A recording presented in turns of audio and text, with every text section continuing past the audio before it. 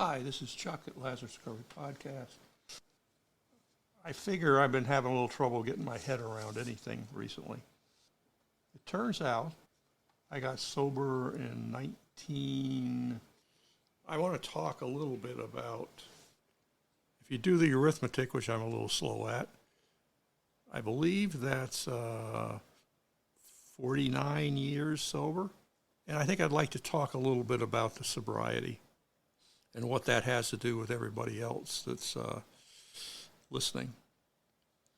So it was 1974, and I was getting out of the Navy after 6-year bit. I was sober a while, but I relapsed in Bloomington, Indiana. And I came back to my folks' place in Boston area, and I think I knew, I'd been going to AA a little bit off and on after rehab. I was introduced to it, and I went to AA meetings. I wasn't drunk all the time. I would be sober, and then I'd relapse, and I'd wander into meetings, and I'd do this and do that and something else. So I was familiar with the program, but I didn't take it seriously. I didn't take it seriously until I came back to Boston. I realized I had to do something or I was going to die of this stuff.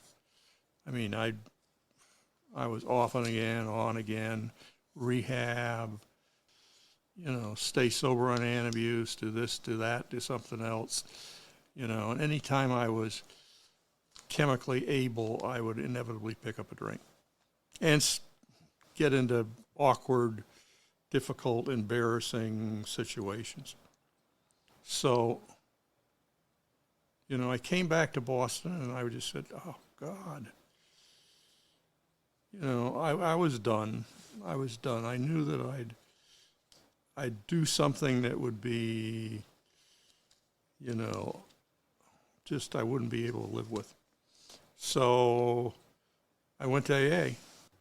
It was a God thing because in Bloomington, Indiana, I'd gotten done my last relapse, or at least I was the morning after a relapse. I just said, sweet Jesus, help me. It was a groan, and I just didn't. And I went to my uncle's place in Indiana, and I drove home and got home, and I was out of money. I was just completely out of money and knew I had to get a job. And I wandered around and looked for a job and got a job. Somewhere in a very early process, I looked for a meeting and I found a young people's. I'd never done young people's before. Well, maybe my first meeting, but I never did a young people's meeting before. And it was in Boston, and I was living out in the suburbs. And I drove in there on a Saturday night, and I wandered in. They said hello, and they said, hey, after the meeting, they said, hey, you want to go out? We go out every Saturday night after the meeting for pizza or for food. And out of character, I said, yeah, okay. And I went out and, and then I continued on. And the next Saturday came, and the meeting said, join a group. And I said, well, why don't I join this one? So I came the second Saturday. And that was my home group for, the first 6 years of sobriety, something like that. 6 or 7 years of sobriety. And they said, in the AA meetings, they said, go to 90 meetings in 90 days. And out of some sort of outrageous desperation or just a God thing, I went to meetings every single day. I didn't hardly miss a meeting. And there were in 3 or 4 or 5 years, I was going to seldom less than a meeting a day, and often, a couple extra meetings. I'd go every day on a weekday, twice a day on Sunday. And I talked to people, and in the early years, a couple of years, they turned me on to young people's conferences. I went to young people's conferences, and I wasn't a great socializer, but I got to know people. I got to know. I had people that I was running in a clique with some people, younger people. Obviously, I wasn't the oldest of the crew that I ran with, but I was. What the hell was I? I was 28. No, yeah, 28. 6 years, 22 is 28. I ran with those people, and I was tied into a group, sort of because they told me to, because it made sense for me, because it was just what I knew I had to do. My group was 4 or 5, and then we get to young people's conferences, and that extended my people that I knew to 30 or 40 or 50. People that would know my first name, and that was very important to me, to be known and respected. I talked well. A pastor's kid, I talked well. And I was sold on AA, so I was a proselytizing AA person. And I guess I'm talking right now about fundamental things that I learned. And fundamental things, as I've been sober a long, long time, I forget and don't put into practice. What did I learn those first years? Don't drink, go to a meeting. I've been back to AA a little bit, but it's off and on. I substituted church for AA, and that was good. And I'm writing on sobriety and experience, and in those early days, I was terrified, I was desperate. I wasn't comfortable particularly. The only place I was reasonably comfortable was an AA meeting. The AA meetings distracted me, engaged my mind and stuff, and so I was reasonably comfortable in AA, and I was not medicated at all. I wasn't taking anything.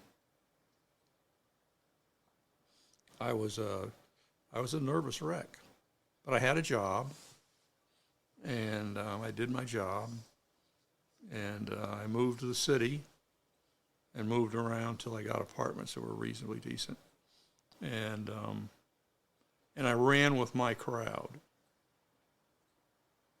And I guess I'd ask anybody that's listening, do you have a crowd you run with? And not the crowd you drank with or used with or anything like that. Do you have a sober crowd who are winners and not losers? In AA, I learned there's winners and losers. The winners are the people that are doing what the program said, obviously. But, I guess I'm talking to the people that are listening who are in recovery, in early recovery. Are you running with the winners, or are you running with the losers? Are you running with the people that are relapsing, or are you running with the people that are sober? Do you have people in your life that are sober a long time? Back in those days, it was like 5 years. Oh my God, you're 5 years sober. Which is basically you're dry and you're crazy as hell.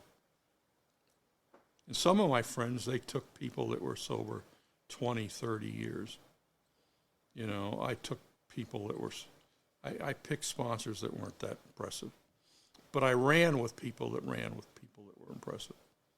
So, what AA would say is, go to meetings, get a sponsor, join a group. I went to meetings every day. I got a sponsor and never used him. And I talked to people. I talked to my friends a lot, sober people a lot. I mean, I didn't share. I shared a lot with a few friends. I had 4 or 5 friends, and we were tight, and we got sober together in varying states of getting along with each other. But for you out there that are getting sober in recovery, what's your recovery crowd look like? What's your crowd look like? Have you got your oars in 2 ponds at the same time? Are you paddling sort of with the recovery people? But are you keeping the friends that are using? That's not smart, and it'll probably bite you in the tail later. So I found out I had to stay with recovery people. You know, past 2 years, 2.5 years, I knew a lot of people. I ran into one girl, and she was bugging me to anything to go to a prayer meeting with her. She was a Jesus person, you know, messed up. Oh my God, she was messed up. But, you know, I was madly in love with her. And so I chased her into a prayer meeting. And somewhere in that process, you know, everything was sort of compounded together. The Jesus of Nazareth movie just first came out, and I watched that a couple times. And my dad's a pastor, and this and that, and everything like that. And I could talk the game, but I didn't have a real relationship, a real commitment to the Lord. And somewhere in that process, you know, she was praying for me. I was searching. I was everything. And somewhere in the process, I had a week where I just finally just went through a salvation experience. I became a Jesus freak. I was like, you know, I was going to church. It was sort of weird, but I was going to, I started in a Catholic Charismatic Renewal. I ran with them for about a year or 2, year and a half. That was good, but it ended up badly. And I got hurt, and I ran away from that. And I made phone calls, and I ended up in a church. It was a Pentecostal church. It wasn't Pentecostal. It was a reasonably balanced place. Unbeknownst to me, I'd found another tribe, a Christian tribe. And it was a good church. It was a good pastor, good church, Pentecostal. So I'd gotten a baptism in a charismatic renewal, and I went here, and, you know, any gifts I had were used there, and it was a good fit. I was in that church for 10.5 years. So my AA attendance decreased, but my church attendance increased. And I was sort of staying with the game. I was going for regular church faith was an awful lot. You know, I'd go to the Sunday service in the morning, and then I'd go to the evening service in the evening. And then I'd go to the Monday night men's prayer group. And then I'd go to the Wednesday Bible study. So I was pretty active. I think I put some AA in there too. But I was hardcore Christian by that time. I was like scary hardcore Christian. So if I look at my recovery in the early years, there was not a time when I wasn't hardcore something that would keep me sober. I didn't have time for anything else. I had my ups and my downs with AA and stuff like that, but I was in the church by that time. So if I'm looking at it, I always had myself grounded in something that would keep me clean and keep me grounded. Now my question to you is, what's your recovery look like? What's it look like? What is your recovery made of? How many people do you know in the groups that are going to keep you sober? How open and honest are you with those people? How connected are you with those people? And what does your week look like? How many times are you touching base with people that know you, that you're talking to, that you're being open and honest with? How's that look like? Are you a lone ranger, dipping in and out of meetings? Coming in late, sitting in the back? As soon as the amen is sounded, you're out the door?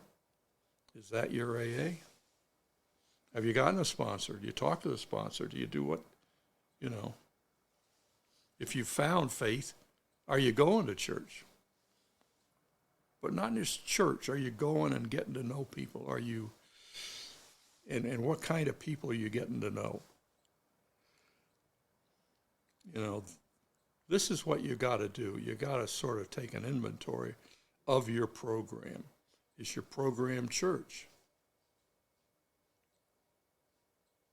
Are you hanging out with the winners? Or are you hanging out with the sort of halfway people? If you're in recovery from addiction, half measures avail you. That's what they say. Half measures avail you nothing. If you got a halfway program, you better plan on a relapse because it's going to come.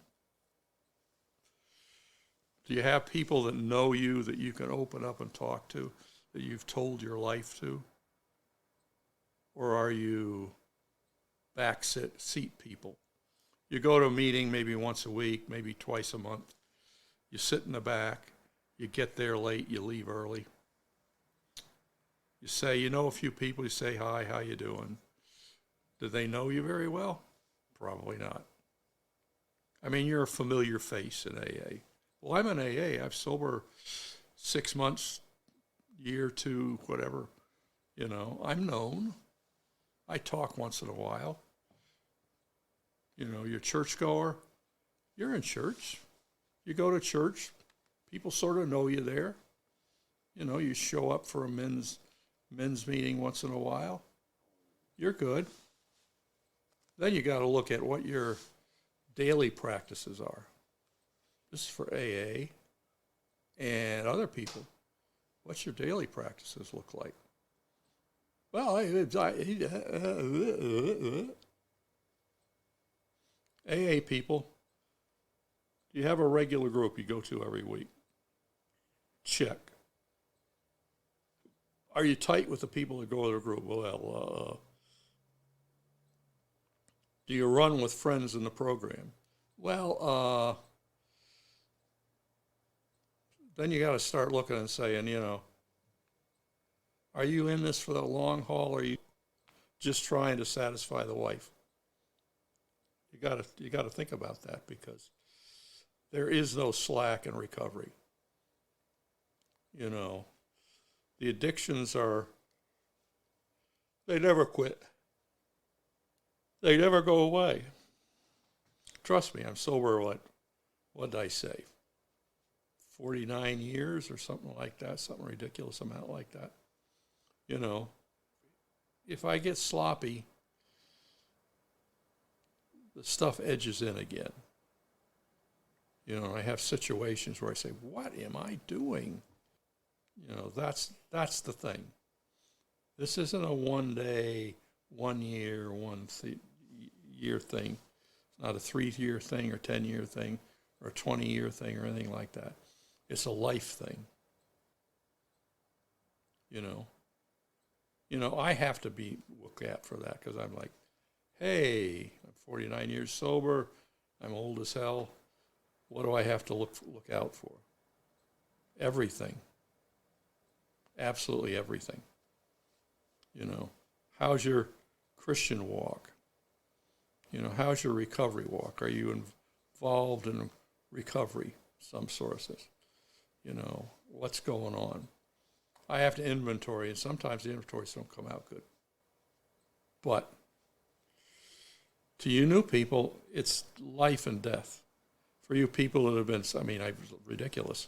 I'm talking to people 30 years sober, and you're like in the kindergarten or something like that. You know, how you doing? What you doing? Are you keeping things up? Well, it's not good. Usually we're sober long enough and got the habits down that we wake up, we compensate, and we get back. So, you know, in AA it was meetings. In the church it's meetings. You know, what are the quality of your human relationships with people that are sober? In church, good people that are solid Christians.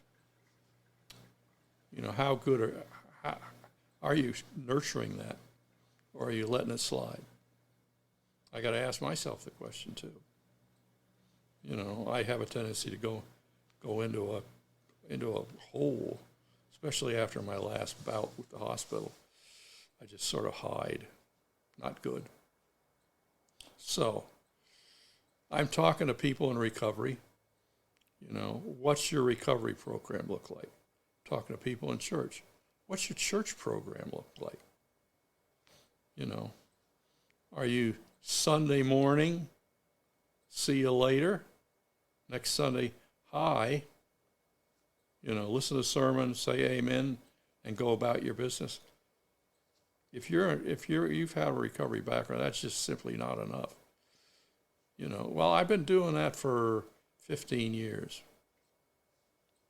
There's going to come a day, always does, something happens and you're horrified to realize the drink or the drug or the pill or the whatever, it's just right there.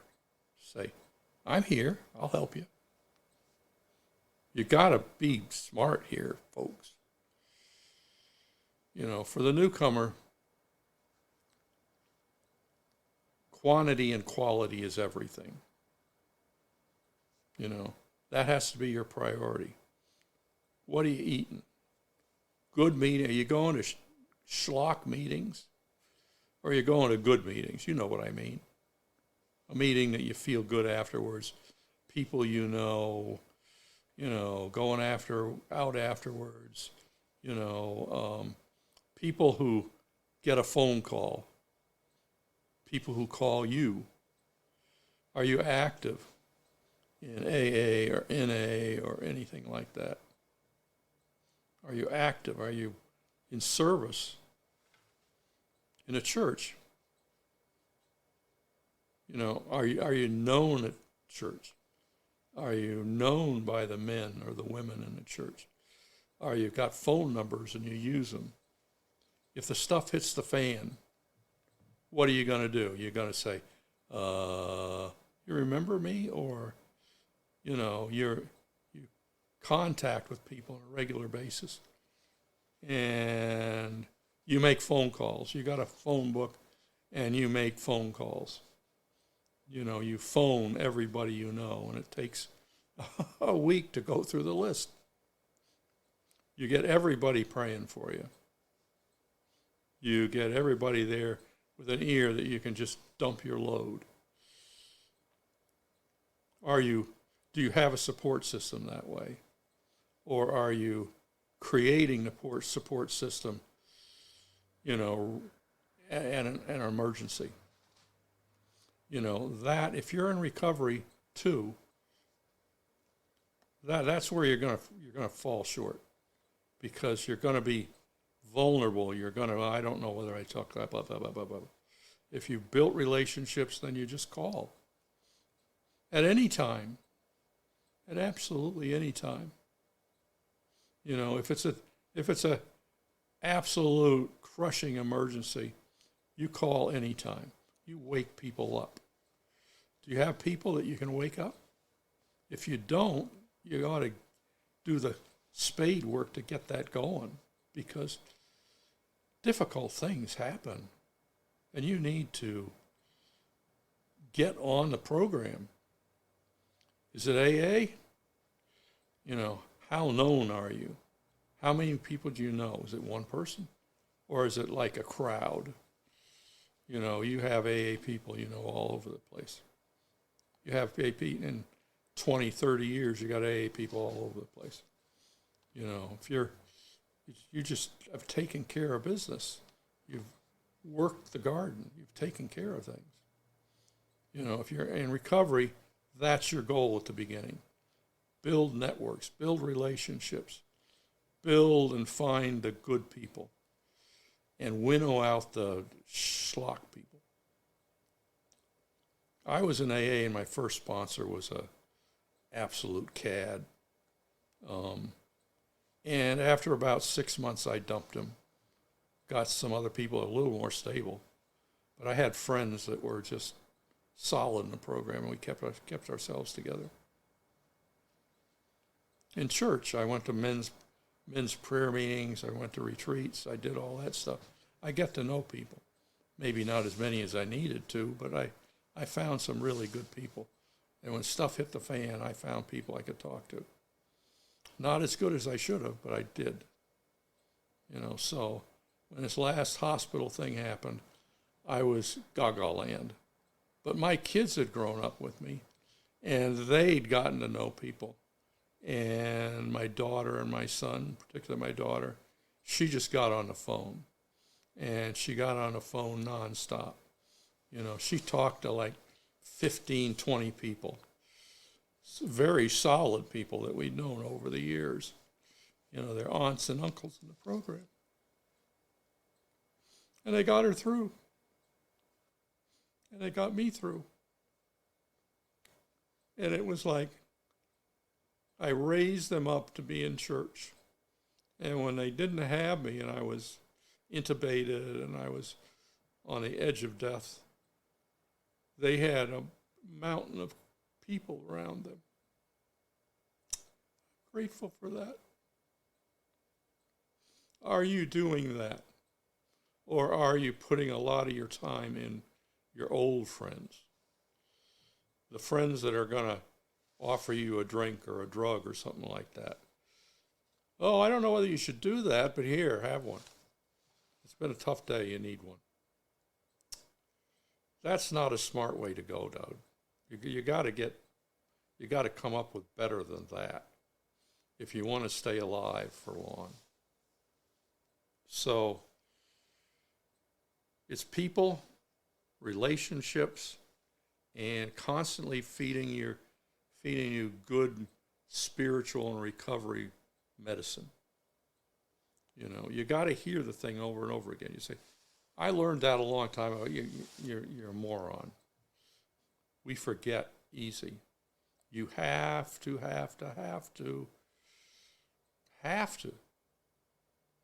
You know, reinforce this stuff all the time. I'm talking to myself now. So, you know, are you doing the daily stuff? In church, there's daily stuff. In recovery, there's daily stuff. Are you doing the damn daily stuff? You know, in AA, you're reading the books, you're reading the materials, you're going to AA meetings. Are you getting a sponsor? Do you have people that you support group and stuff like that? Do you have a crowd you run with? In church, you know, it occurs to me as I'm thinking, both in the church and AA, we have the run in, hide in the back, and leave without talking to people. I do that. I'm pretty good at it. You know, in AA, do you sit in the back, come in late, sit in the back, shake hands with one or two people, and bolt out the door? Chances are, if you're listening, you've done that. Chances are, if that's all you've done, you know, you need to listen to this again. You don't sit in the back. You don't sit in the back, putz around. I know that. I know that really well. You don't sit in the back, putz around, and then bolt out the door at the end. If it kills you, you stay there and talk to people. 1 or 2 people. You try to get the same meeting every week, and you try to get so people come up and say, "Hi, Chuck, how you doing?" If you're not doing that, nobody knows you, you're not doing it right.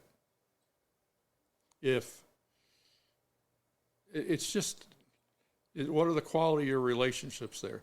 How many people do you know in the program? How many meetings do you go to? How many people are you semi-connected with? How many times how long have you been sober, and how many times do you go to a funeral and know 30 people there? Well, how many funerals you go to? If you've been sober for 25 years, there's going to be funerals. Or you're so peripheral you don't even hear the guy died or the lady died.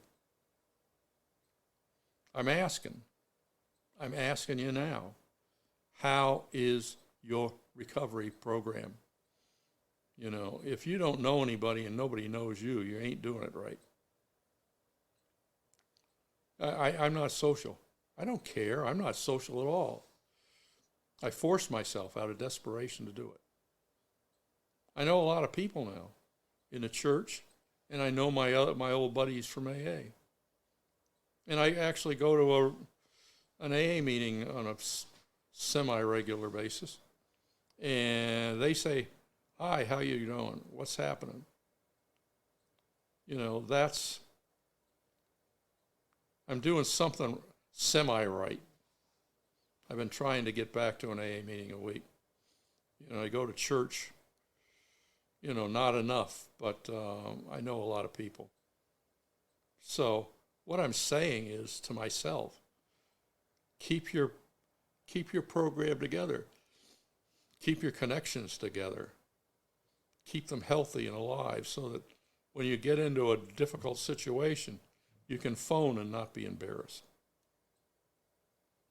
This isn't rocket science. It's really wicked simple, but it takes daily effort and weekly effort.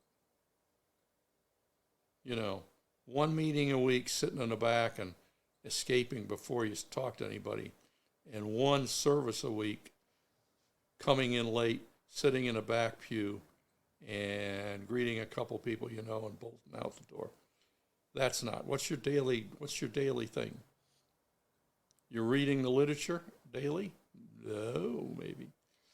Are you doing Bible study and reading and stuff like that daily? No.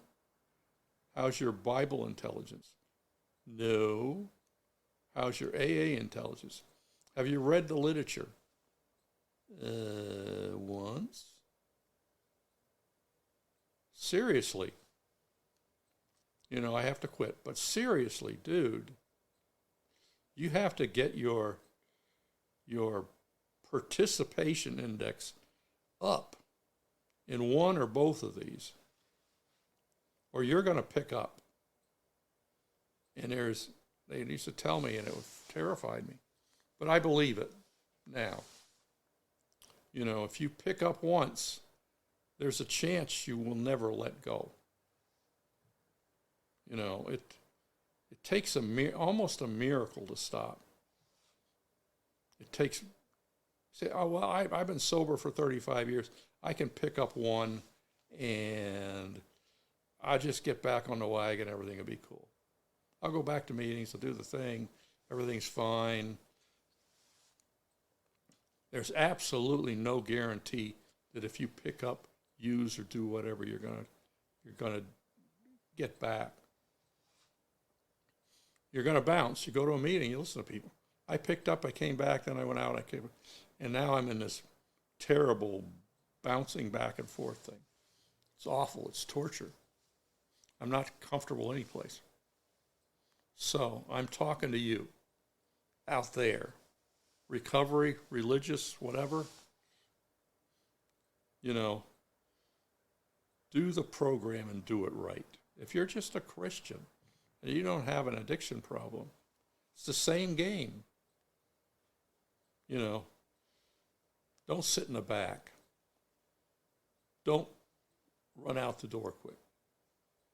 Talk to people. I'm talking to myself. I'm saying, you know, I have kids my kids are doing it better than I am. So I want you to listen to me. Do what I say, not what I do.